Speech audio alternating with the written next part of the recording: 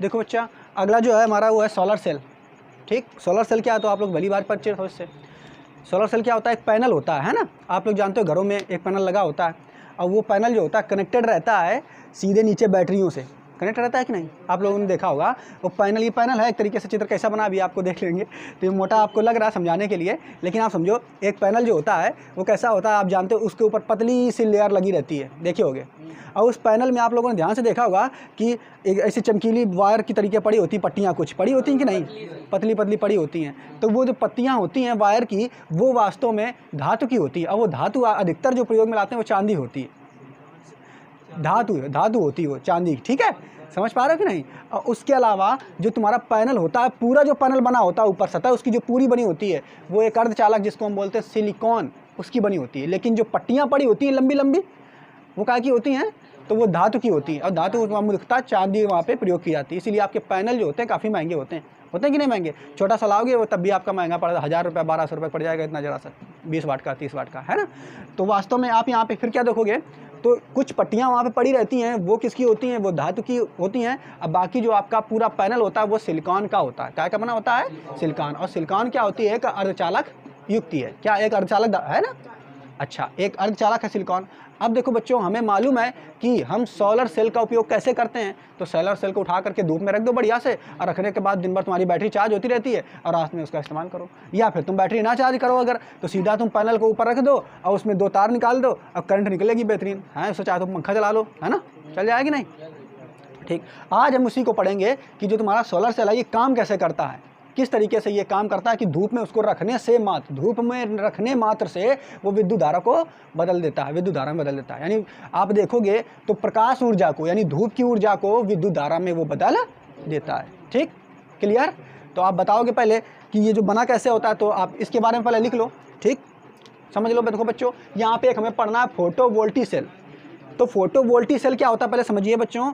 Photovoltaic cell क्या होता है, फोटो माने होता है प्रकाश, वोल्टी का मतलब है यहाँ पे विद्युत से, वोल्टी का मतलब क्या है, विद्युत से, क्योंकि हम जानते हैं विभव का मात्रक वोल्ट होता है, और वोल्ट से वोल्टी बना हुआ है। ठीक, तो फोटोवोल्टिक सेल मतलब एक ऐसा सेल जो कि प्रकाश ऊर्जा को विद्युत ऊर्जा में बदल दे। बात समझना, एक ऐसा सेल जो कि प्रकाश ऊर्जा को विद्युत ऊर्जा में बदल दे, फोटोवोल्टिक सेल कहलाता है। बात समझ पा रहे हो कि नहीं, क्लियर। लेकिन फोटोवोल्टिक सेल जो होता है ये बना कैसे होता है, तो पीएन संधि डायोड जो पढ़ चुके हैं ना, पीएन संधि डायोड, एक पी क्षेत्र होता है, एक एन क्षेत्र होता है, उसी अर्धचालकों से मिलकर के बना होता है पीएन संधि से। बात समझ पाए, क्लियर।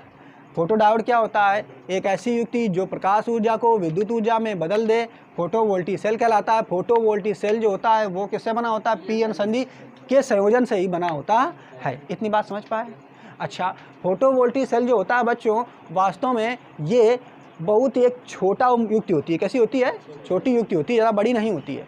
लेकिन अगर इसी फोटोवोल्टिक सेल को हम बड़ा कर दें, इसका क्षेत्रफल बड़ा कर दें, क्या कर दें, क्षेत्रफल का मतलब जानते हो, खाली सतह। क्षेत्रफल का मतलब होता है खाली सतह।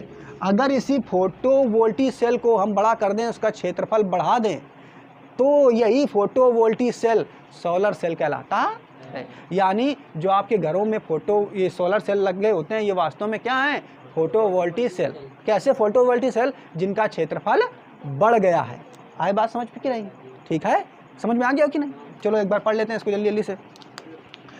यदि हम पीएन संधि को इस प्रकार व्यवस्थित करें कि उस पर पड़ने वाले प्रकाश का अधिकांश भाग, पीएन संधि को इस प्रकार व्यवस्थित करें कि उसमें पड़ने वाले प्रकाश का अधिकांश भाग, अधिकांश का मतलब होता है ज़्यादा, जितना भाग पड़ रहा है प्रकाश उससे ज़्यादा, अधिकांश भाग ऊर्जा में बदल जाए, तो इस युक्ति को फोटोवोल्टिक सेल कहते हैं। विद्युत ऊर्जा में बदल जाए, ये पूरा पढ़ लो, विद्युत ऊर्जा में बदल जाए। ठीक है, कैसे बदल जाए बच्चों, विद्युत ऊर्जा में बदल जाए, तो इस युक्ति को फोटोवोल्टिक सेल कहते हैं। इस प्रकार जो ये क्रिया होती है, कौन सी क्रिया, कि प्रकाश पड़ने से विद्युत ऊर्जा बन गई, तो यही क्रिया क्या कहलाती है बच्चों, इस क्रिया को प्रकाश वोल्टिक क्रिया कहते हैं। इतनी बात समझ पाए।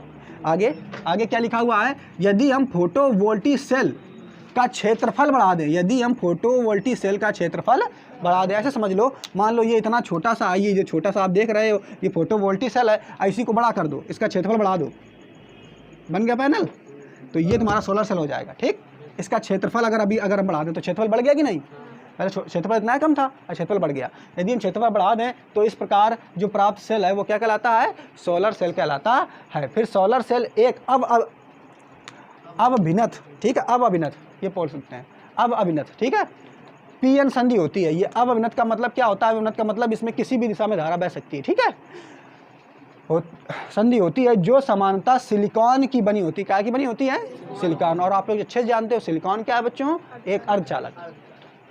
परंतु आजकल क्या कह रहा है? परंतु आजकल गैलेनियम आर्सेनाइड वाले यौगिक अर्धचालकों की प्राथमिकता दी जाने लगी है। मतलब ये जो तुम्हारा सोलर सेल होता है वो वास्तव में क्या का बना होता है? सिलिकॉन का। लेकिन आजकल का मतलब इस समय वर्तमान में जो तुम्हारा सोलर सेल बन रहा है, पैनल बन रहा है, उसमें गैलेनियम आर्सेनाइड ये अर्धचालक भी मिलाया जाने लगा है। क्यों?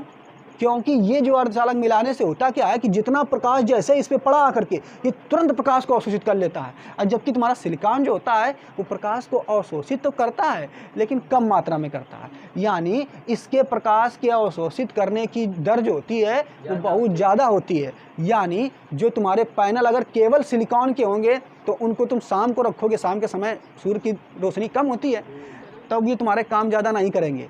लेकिन अगर जिसमें गैलेनियम आर्सेनाइड पड़ा है, इसका मिलकर बना हुआ है, तो इसको तुम शाम को भी रख दोगे तब भी ये जितना बहुत प्रकाश आ रहा है सबको खींचते जाएंगे तुरंत, यानी तब भी ये काम कर लेता है। कौन वाला? गैलेनियम आर्सेनाइड वाला। बात समझ पा रहे हो नहीं? क्योंकि गैलेनियम आर्सेनाइड जो होता है ये सूर्य के प्रकाश को अवशोषण बहुत तेजी से करता है। बात समझ पा रहे हो? लेकिन जबकि तुम्हारा जो सिलिकॉन होता है ये भी अवशोषित करता है लेकिन ये कम करता है, इसकी दर कम होती है अवशोषित करने की। वही बात बता रहा, देखो गैलेनियम आर्सेनाइड वाले यौगिक अर्धचालकों को प्राथमिकता दी जाने लगी है। इसका कारण है कि इन अर्धचालकों की फोटान अवशोषण का मतलब जान रहे हो ना? सूर्य का प्रकाश फोटाने के रूप में तो आता है, ये हमने आपको बताया था। किसके रूप में आता है बच्चों? फोटान। अर्धचालकों की फोटान अवशोषण की क्षमता बहुत अधिक होती है। अब ये कार्य कैसे करता है इसको जल्दी से हम देख लेते हैं। ये और संरचना के बारे में बता सकते हो, बना कैसे होता है? तो बताओगे। उसके ऊपर एक प्लास्टिक की पतली परत लगी होती है, अगल बगल से कवर रहता है। कहाँ से कवर रहता है? तो लोहे की या एल्यूमिनियम की परतों से कवर रहता है, ढका रहता है, ठीक है, ऐसे बता सकते हो। अब देखो इसमें है क्या, कैसे बना हुआ है इसको समझिए। देखो यहाँ पे ये वास्तव में एक सोलर सेल का पैनल है लेकिन बहुत मोटा बना दिया समझाने के लिए हमने, ठीक है। तो इस पैनल में आप देखोगे क्या, ये जो ऊपर देख रहे हो बहुत पतली सी परत देख रहे हो बच्चों, तो जो पतली सी परत आप देख रहे हो ना, ये पतली सी परत आप जो देख रहे हो ये क्या है? तो पी क्षेत्र है। ये क्या है बच्चों? पी क्षेत्र। और जो ये मोटी सी परत आप देख रहे हो, ये जो मोटी सी परत आप देख रहे हो ऊपर वाली, इसके बीच वाली, तो ये कौन सा क्षेत्र है? एन क्षेत्र है। कौन सा क्षेत्र है बच्चों? एन क्षेत्र। बात समझना, ये ऊपर की परत पतली परत जो है ये पी क्षेत्र है, और नीचे की जो मोटी परत है ये कौन सा है? एन क्षेत्र है। और नीचे ये कलिक पोता गया है, मतलब कोई पेंट वगैरह पोत दी गई है, ठीक है। और फिर यहाँ पे आप देखोगे क्या, ये कुछ धातु की पट्टियाँ दिखाई दे रही हैं। ये धातु की बहुत सारी पट्टियाँ हमने नहीं बनाई हैं, ये समझाने के लिए बनाई हैं, ठीक है। 2-4 बना दी हैं, होती बहुत सारी हैं, ठीक। ये धातु की पट्टियाँ आपको 1, 2, 3 हमने बनाई समझाने के लिए। ये धातु की बनी होती है, मुख्यतः ये पट्टियाँ चांदी की होती है। किसकी होती हैं? अब इनका क्या काम है और ये कैसे काम करता है हम इसको समझेंगे। क्लियर? होता क्या बच्चों, और ऊपर जो होता है, ऊपर ये ऊपरी सतह है, ऊपरी सतह जो है ये बिल्कुल स्पष्ट होती है, यानी प्रकाश आकर के तुरंत आसानी से इसमें ऊपरी परत से सीधा पी क्षेत्र में चला जाता है। बात समझ पा रहे हो? प्रकाश अगर पड़ेगा, देखो प्रकाश अगर इस पे पड़ेगा आकर के तो सीधा आकर के पी क्षेत्र में जाएगा पहले कि नहीं जाएगा? अब जब पी क्षेत्र में जाएगा तो पी क्षेत्र में होता क्या है इसको आपको समझना है, ठीक बच्चों।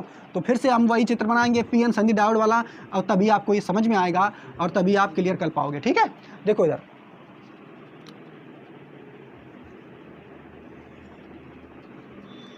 फिर से चित्र देख लेते हैं बच्चों।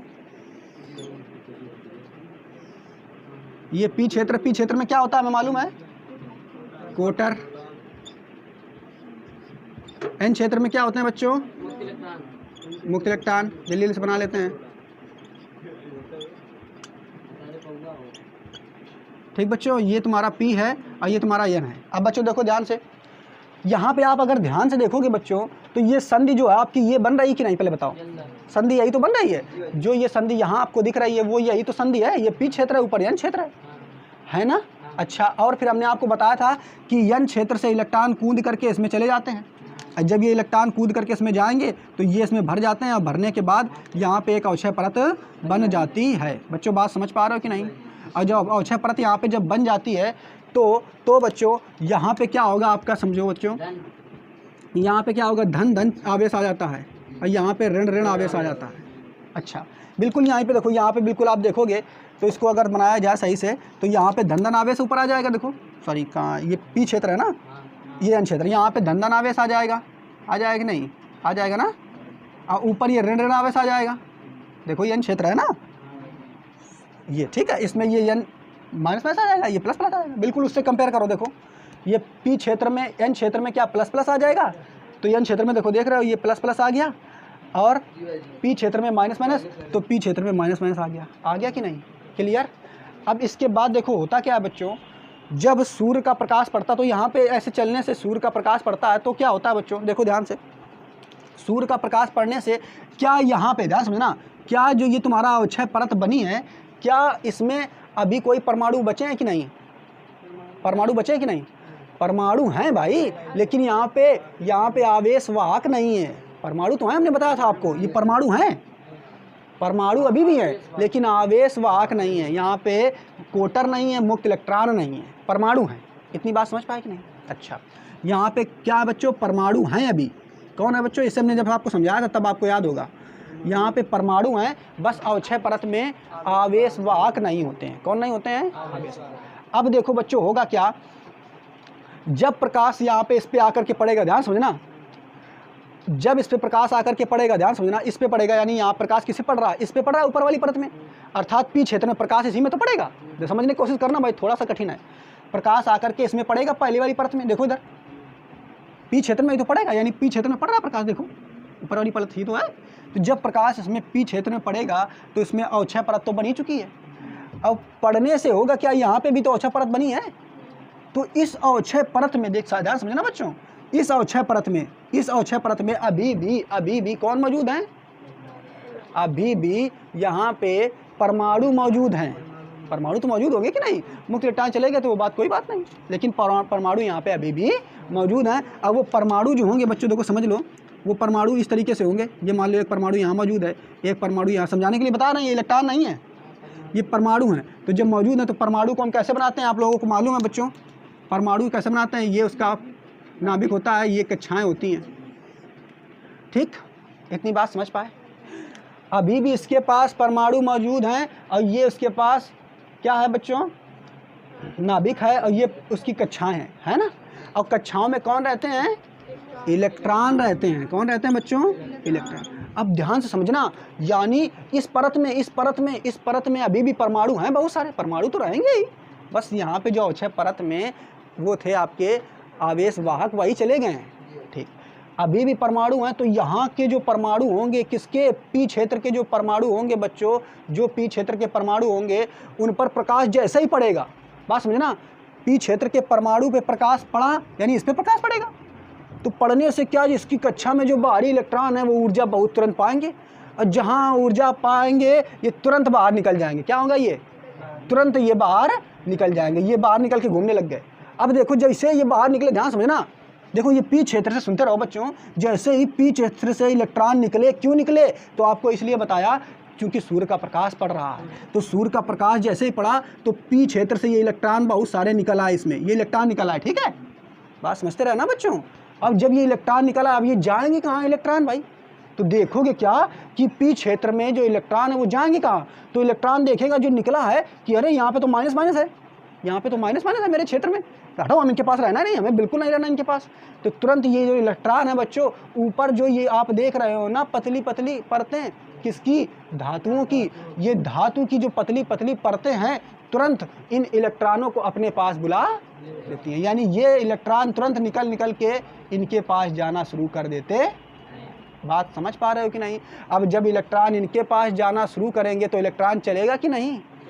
इतनी बात समझ पा रहे हो ना? इलेक्ट्रॉन चलेगा तो उसी क्षण बच्चों जब इलेक्ट्रॉन यहाँ से जाएगा तो इलेक्ट्रॉनों की कमी होगी, और जब इलेक्ट्रॉनों की कमी होगी तो यहाँ पे कोटर उत्पन्न होगा, और जब कोटर उत्पन्न होगा तो कोटर इस क्षेत्र में जाने लगेगा, किधर? नीचे वाले क्षेत्र में। बात समझ पा रहे हो कि नहीं बच्चों? इलेक्ट्रॉन जो उत्पन्न होंगे वो किसके पास जाने लगेंगे, धातुओं के पास, यानी पतली पतली परतें उनके पास जाने लगेंगे, और कोटर इधर की ओर जाने लगेंगे। तो जब इधर इन पतली पतली परतों में इलेक्ट्रॉन की मात्रा बहुत ज़्यादा हो जाएगी तो यहाँ पे ऋण आवेश नहीं हो जाएगा, हो जाएगा कि नहीं। और यहाँ पे नीचे देख रहे हो, नीचे जो आप ये देख रहे हो ये कौन सी क्षेत्र है, पी एन क्षेत्र है। तो एन क्षेत्र में कोटर बहुत ज़्यादा हो जाएंगे तो यहाँ धनावेश नहीं हो जाएगा। और जब यहाँ पे ऋण आवेश हो गया, यहाँ धनावेश हो गया, बस विभव बन गया। अब विभव बन गया तो यहीं से दो तार निकाल लिए जाते हैं, बस दो तार यहाँ से निकाल दिए जाते हैं, इधर बना देते हैं हम, यहाँ से बच्चों दो तारे से निकाल दिए जाते हैं, ठीक है। और यही दोनों तारों को आप किसी भी चीज़ से जोड़ोगे तो उसमें विद्युत धारा बहेगी। बात समझ पाए। इलेक्ट्रॉन कहाँ से निकले, तो ये पी क्षेत्र से कहाँ से निकलते हैं, पी क्षेत्र से निकल करके पहुँचते कहाँ पे हैं, विद्युत धारा तार होते हैं उनके पास पहुँचते हैं, है ना। तार पहुँचने पे क्या होता है, उन पे इलेक्ट्रॉनों की संख्या ज़्यादा हो जाएगी, और ज़्यादा होने से क्या होता है बच्चों, ऋण आवेश उस पर आ जाएगा, और ये इलेक्ट्रोड की तरह बन जाएगी, और इस पर कोटर ज़्यादा आ जाएंगे तो ये धन इलेक्ट्रोड की तरह बन जाएगी। अब जब इनको तुम जहाँ जोड़ दोगे तो विद्युत धारा ऐसे बहने लग जाएगी, और इसी तरीके से हमें विद्युत धारा मिलती है। यानी जितने ज़्यादा इलेक्ट्रॉन इसके पास पहुँचेंगे उतनी ज़्यादा विद्युत धारा मिलती जाती है। और इलेक्ट्रॉन कब पहुँचेंगे, जब जितना ज़्यादा प्रकाश पड़ेगा। आया समझ में, नहीं समझ पाए, ठीक है। आप इतना बस, ज़्यादा कुछ ना समझ में आए तो आपको यही लिखना है कि जो पी क्षेत्र होता है उससे, पी क्षेत्र से इलेक्ट्रॉन निकलना शुरू कर देते हैं। कब शुरू कर देते हैं, जैसे ही प्रकाश पड़ता है। अब वो निकल करके कहाँ पहुँचते हैं, धातुओं, जो पतली पतली धातुएं हैं उनके पास पहुँचते हैं, ठीक है। अब पहुँचने से धातु जो होती है वो ऋणावेशित हो जाती है, जबकि यन क्षेत्र जो है वो धनावेशित हो जाता है, ठीक। और इन दोनों के कारण विभव उत्पन्न होता है, और इनमें कुछ भी आप जोड़ोगे, बैटरी जोड़ोगे तो बैटरी चार्ज होती रहती है, या पंखा चलाओगे तो पंखा चलने लग जाता है। क्लियर है समझ में।